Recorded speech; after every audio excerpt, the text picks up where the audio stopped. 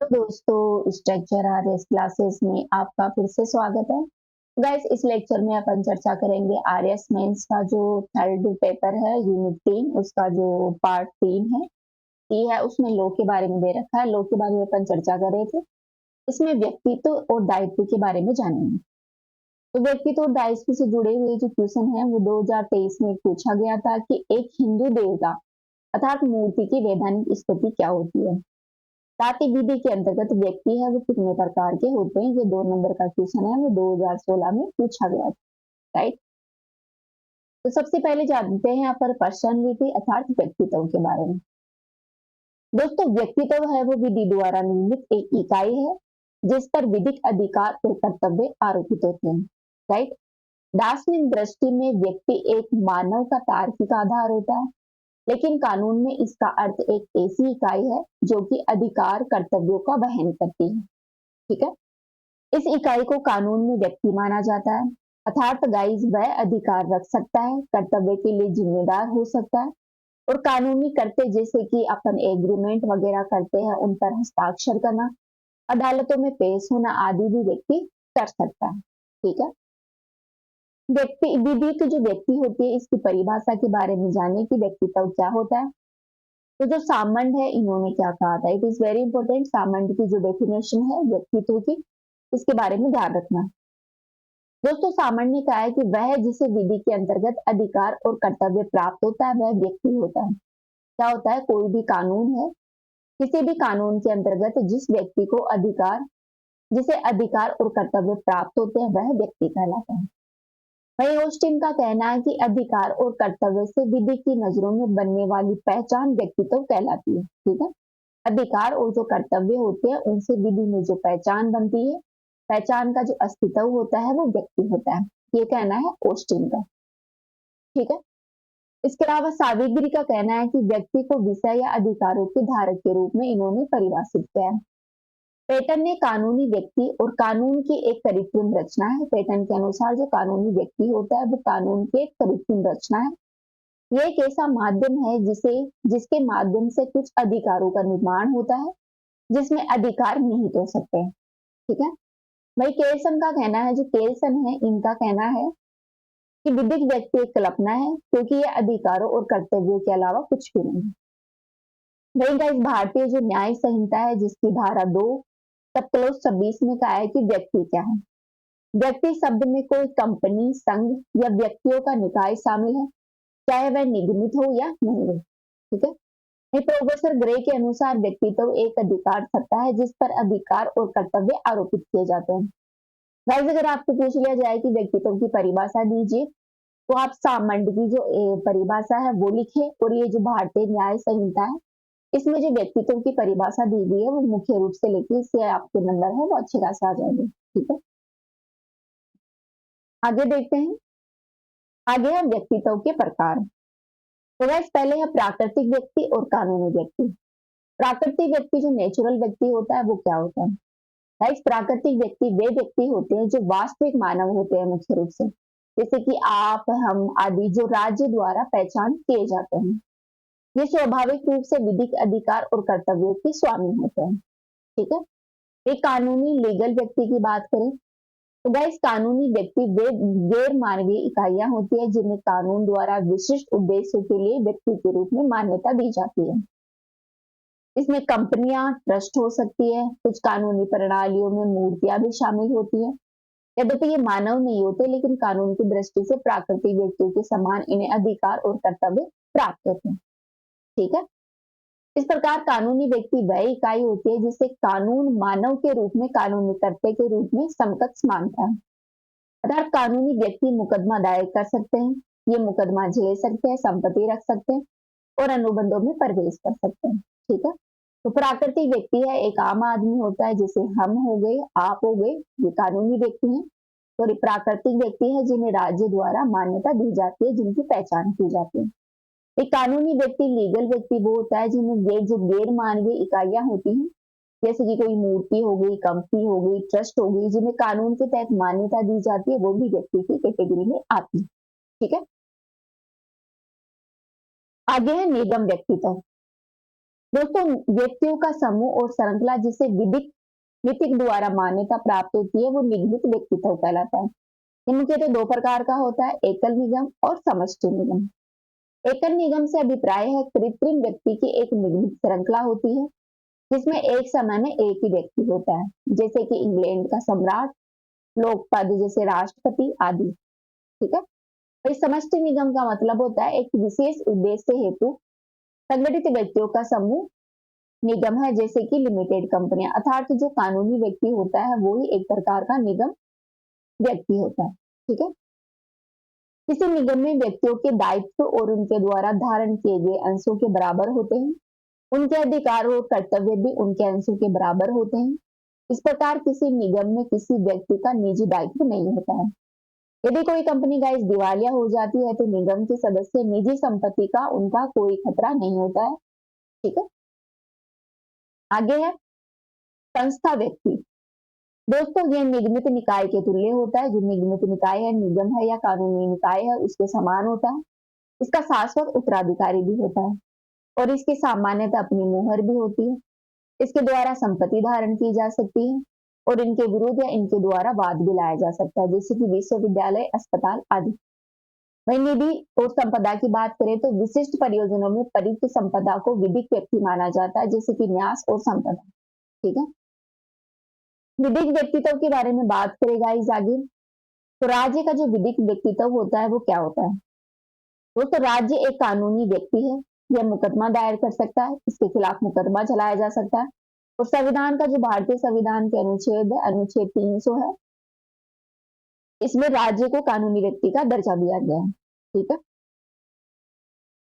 ये है अजन्मे व्यक्ति की विधिक व्यक्तित्व क्या है। तो गाइस, अजन्मे व्यक्ति का विधिक व्यक्तित्व, लो व्यक्तित्व के बारे में चर्चा करें तो इसकी विधिक स्थिति होता है जो अजन्मा व्यक्ति होता है वो पूर्ण रूप से विधिक व्यक्ति नहीं होता है। ठीक है।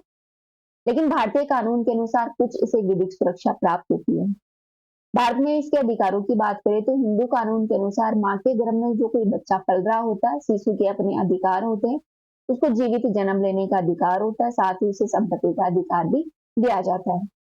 गर्भावस्था के दौरान या जन्म के बाद अजन्मे शिशु को भी विधिक अधिकार की सुरक्षा दी जाती है। वही कुछ प्रावधानों के बारे में बात करें तो जो संपत्ति अंतरण अधिनियम 1882 का है, जिसकी धारा 13 है, इसमें कहा गया है कि संपत्ति अजन्मे व्यक्ति को स्थानांतरित की जा सकती है। इस शर्त पर की जा सकती है कि बच्चा है वो जीवित रूप से जन्म लेगा। ठीक है। ये भारतीय नागरिक सुरक्षा संहिता की धारा 456 कहती है कि यदि गर्भवती महिला की मृत्यु तो मृत्यु दंड दिया जाता है या उसे फांसी पर चढ़ाया जाता है, तो अगर वो महिला प्रेग्नेंट है तो उसे जो फांसी की सजा है वो नहीं दी जा सकती जब तक वो बच्चा पैदा होकर 5 वर्ष का नहीं हो जाता। ठीक है। ये कहता है भारतीय नागरिक सुरक्षा संहिता की धारा 456। इट इज वेरी इंपोर्टेंट, ध्यान रखना। तो ये हो गए जन्म लेने से पहले व्यक्ति के क्या अधिकार है। अगर गर्भ में कोई बच्चा है तो इसके ये अधिकार होते हैं। ठीक है। वहीं अपन मरे हुए व्यक्ति के अधिकारों के बारे में बात करें कि मरे हुए व्यक्ति के क्या व्यक्तिगत विधिक अधिकार होते हैं। तो बस मृत्यु के बाद व्यक्ति का विधिक व्यक्तित्व समाप्त हो जाता है। उसके जो विधिक जो क्षेत्र है वो समाप्त हो जाते हैं। उसके सभी अधिकार और दायित्व वो भी समाप्त हो जाते हैं। ये भारत में इसके अधिकार की बात करें तो मृत व्यक्ति को प्रतिष्ठा के साथ, सम्मान के साथ उसको उसके जो अंतिम संस्कार है वो करने का प्रावधान है, उसे किया जाना चाहिए। ये भारत में कहा गया है। भारतीय न्याय संहिता की धारा 301 का कहना है कि किसी शव का अपमान करने, अंतिम संस्कार स्थलों पर अपमान करने या अपमान करने से उनका अतिक्रमण करने आदि करने पर दंड का प्रावधान है। ठीक है। अगर कोई व्यक्ति मर जाता है और उसके शव का अपमान किया जाता है तो वो दंड का भागी होगा। ये कहता है भारतीय न्याय संहिता के बारे में। ये भारतीय न्याय संहिता की धारा 356(1) कहती है कि मृत व्यक्ति की मानहानि अपराध मानी जाती है यदि इससे उनकी प्रतिष्ठा को हानि पहुंचती है या उसके परिवार के सदस्यों की भावना को ठेस पहुंचती है। ठीक है। तो भारत में मृत व्यक्ति के भी कुछ अधिकार होते हैं जब तक उसका अंतिम संस्कार नहीं किया जाता है। ठीक है गाइस। आगे है पशुओं के विधिक व्यक्तित्व के अधिकार। दोस्तों, भारतीय कानून के तहत पशुओं को विधिक व्यक्तित्व के रूप में मान्यता नहीं दी गई है, बल्कि उन्हें विधिक सुरक्षा वस्तु के रूप में देखा गया है। कालमंड के अनुसार पशु विधिक अधिकारों और कर्तव्यों की वस्तु होते हैं, लेकिन वह स्वयं कोई वस्तु नहीं होते। भारत में पशुओं के अधिकारों की बात करें तो पशु स्वयं अधिकारों के विषय नहीं होते, लेकिन उन पर क्रूरता के खिलाफ कानून को द्वारा उनको सुरक्षा दी जाती, अर्थात किसी पशु के खिलाफ क्रूरता नहीं की जा सकती। यदि किसी पालतू जानवर और मवेशी को नुकसान होता है तो गाइस उसके मालिक को इसके लिए जिम्मेदार ठहराया जाएगा। जो भारत में पशु क्रूरता निवारण अधिनियम है 1960 का, it is very important act. इसमें पशुओं पर क्रूरता के खिलाफ सुरक्षा का प्रावधान किया गया और अपराधियों को दंड देने का भी प्रावधान किया गया है। ठीक है, वही अपना वाइल्ड लाइफ प्रोटेक्शन एक्ट है 1972 वाला। इसमें भी कुछ पशुओं को मारने पर दंड का प्रावधान किया गया है। तो पशुओं के भी कुछ अधिकार हैं भारत में। ठीक है, आगे देखते हैं मूर्ति के विधिक अधिकार। दोस्तों, ये क्वेश्चन पूछा गया था आरएएस मेंस 2023 में। तो ये जो अपने ये पढ़े हैं पशुओं के अधिकार, न व्यक्ति के, एजेंट या राज्य के अधिकार, ये अपने लिए इंपॉर्टेंट हो जाता है ये टॉपिक। तो मूर्ति की विधिक स्थिति के बारे में बात करें गाइस, तो पूजा के लिए इस्तेमाल की जाने वाली मूर्ति को भारतीय कानून के तहत विधिक व्यक्तित्व के रूप में मान्यता प्राप्त है। ठीक है, अर्थात मूर्ति की भारतीय कानून में एक विधिक पहचान है। भारत में मूर्ति के अधिकारों के बारे में बात करें तो मूर्ति पर मुकदमा दायर किया जा सकता है, उस पर मुकदमा चलाया जा सकता है। मूर्तियां वो संपत्ति रख सकती हैं, भेंट स्वीकार कर सकती हैं। पुजारी मूर्ति के विधिक हितों की सुरक्षा के लिए संरक्षक के रूप में कार्य करता है। ठीक है, ईश्वर और अलौकिक शक्तियां स्वयं विधिक व्यक्ति नहीं होते हैं गाइस, ध्यान रखना। लेकिन मूर्ति है जो देवता का प्रतिनिधित्व करती है, उसे विधिक अधिकार प्राप्त होते हैं। ठीक है, वही कुछ विधिक प्रावधानों के बारे में बात करें कि मूर्ति के लिए क्या कुछ विधिक प्रावधान किए गए हैं। तो प्रथम नाथ मल्लिक बनाम पदम कुमार मल्लिक जो प्रीवी काउंसिल है, इस मामले में सुप्रीम कोर्ट ने कहा था कि मूर्ति है वो एक विधिक व्यक्ति की स्थिति रखती है, जो अपने हितों की सुरक्षा के लिए न्यायालय में स्वयं प्रतिनिधित्व करती है। ठीक है, तो मूर्ति है वो भारत में एक महत्वपूर्ण विधिक व्यक्तित्व है, एक तरह की संस्था है। भाई मस्जिद के बारे में बात करें तो इस भारतीय कानून के तहत मस्जिद है वो विधिक व्यक्तित्व नहीं है, इसे पूजा स्थल का अधिकार माना जाता है, लेकिन पूजा की वस्तु नहीं। ठीक है, तो भारत में मूर्ति है इसको तो विधिक अधिकार प्राप्त है, लेकिन जो मस्जिद होती है मस्जिद को विधिक अधिकार प्राप्त नहीं है। मूर्ति के अधिकारों के बारे में बात करें भारत में, सॉरी मस्जिद के अधिकारों में, तो मूर्तियों के विपरीत मस्जिद है उनकी विधिक व्यक्तित्व नहीं होता है, इसलिए मस्जिद पर मुकदमा दायर नहीं किया जा सकता, उस पर मुकदमा नहीं चलाया जा सकता, ना ही मस्जिद को मुकदमा दायर कर सकते किसी के खिलाफ। हालांकि मस्जिद को पवित्र स्थल माना जाता है, इसके नाम पर संपत्ति, समधार्मिक कानूनों का संरक्षण आदि किया जाता है। कुछ विधिक प्रावधानों के बारे में बात करें तो मौला बख्श बनाम हाफिज उद दिन है, इसमें सुप्रीम कोर्ट ने कहा था कि मस्जिद है वह विधिक रूप से एक मान्यता प्राप्त संस्था है, लेकिन मस्जिद साहिबगंज मामला है, इसमें सुप्रीम कोर्ट ने निर्णय दिया, उनका डिसीजन था कि मस्जिद है वो विधिक व्यक्तित्व नहीं है। ठीक है, उस पर मुकदमा नहीं चलाया जा सकता, ना ही वो मुकदमा दायर कर सकता है। ठीक है, तो दो केस है मौला बख्श बनाम हाफिज उद्दीन, जिसमें मस्जिद को विधिक व्यक्तित्व माना गया, लेकिन मस्जिद साहिबगंज मामले में विधिक व्यक्तित्व की कैटेगरी से मस्जिद को हटा दिया गया।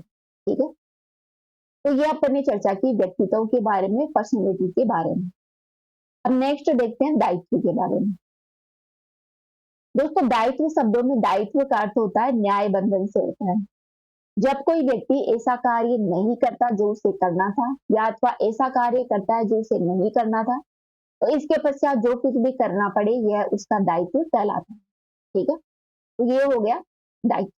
इसकी परिभाषा के बारे में देखिए तो गाइस सालमंड का कहना था कि दायित्व आवश्यकता का बंधन है, जो कि दोषकर्ता और दोष के उपचार के बीच में होता है। ठीक है, ऑस्टिन के अनुसार कर्तव्य भंग के पश्चात जिस कार्य के लिए व्यक्ति को उत्तरदायी बनाया जाता है वह दायित्व कहलाता है। ठीक है, विपोलक का कहना है कि कर्तव्य कार्य की प्रकृति के अनुसार निर्धारित होते हैं, जबकि दायित्व है वो कर्तव्य भंग होने के बाद दायित्व करते के कर्तव्य का अगला चरण होता है। क्या है? दायित्व है वो कर्तव्य का अगला चरण होता है। अपन कर्तव्य के बारे में गाइस नेक्स्ट वीडियो में देखेंगे। वही मार्कवी का कहना है कि दायित्व उस स्थिति को दर्शाता है जिसमें एक व्यक्ति को कोई कर्तव्य पूरा करना होता है, चाहे वह प्राथमिक कर्तव्य हो या सेकेंडरी कर्तव्य हो। सरल शब्दों में कहा जाए तो दायित्व किसी कर्तव्य से उत्पन्न होता है और सीधे तौर पर लागू हो जाता है। ये तब आता है जब प्राथमिक कर्तव्य का उल्लंघन होता है। ठीक है गाइस, आगे देखते हैं। आगे है दायित्व के प्रकार। तो गाइस सालमंड है, सालमंड में दायित्व के दो प्रकार बताए थे, एक तो सिविल दायित्व, दीवानी दायित्व और एक आपराधिक दायित्व। सिविल दायित्व तब लागू होता है जब वादी अर्थात मुकदमा शुरू करने वाला और प्रतिवादी अर्थात अभियुक्ति के खिलाफ सिविल प्रक्रिया के तहत अपने अधिकारों को लागू करता है। एग्जाम्पल के लिए ऋण की वसूली करना, संपत्ति विवाद, एग्रीमेंट उल्लंघन के लिए मुआवजा प्राप्त करना आदि मामले। वही आपराधिक दायित्व के बारे में बात करें तो आपराधिक मामलों में पीड़ित अभियुक्त पर आपराधिक दायित्व लगता है। इसके तहत अभियुक्त को सजा, जुर्माना और कारावास की मांग की जाती है। ठीक है, एग्जाम्पल के लिए हत्या, मारपीट, मानहानि, चोरी जैसे मामलों के लिए जेल का प्रावधान है या फिर व्यक्ति को दंड दिया जा सकता है, उस पर जुर्माना भी लगाया जा सकता है। ठीक है,